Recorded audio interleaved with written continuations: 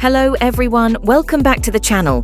Today I'm going to walk you through the process of setting up ZVPN for V2Ray settings. For more about VPNs, visit our blog. But before we dive in, make sure to hit that like button, share this video with your friends, and don't forget to subscribe for more tech tutorials.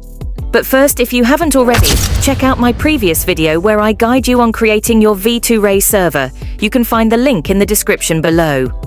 Step 1. ZVPN installation. Now let's get started. Download and install ZVPN from your mobile app store. Once installed, launch the app and you'll find yourself on the home screen.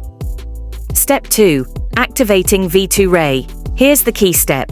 Check the V2Ray box to activate the V2Ray settings. This is crucial for configuring your VPN. Step 3. Configuring V2Ray. To configure V2Ray, navigate to the top right corner of the screen and click on the gear icon. From the menu that appears, select V2Ray to access its settings.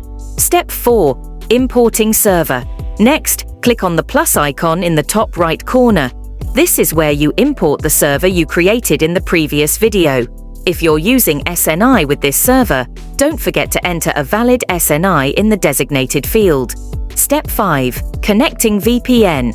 Once everything is set up, return to the home screen and click on the Start VPN button to initiate the connection. And there you have it! You're now connected through ZVPN with V2Ray settings.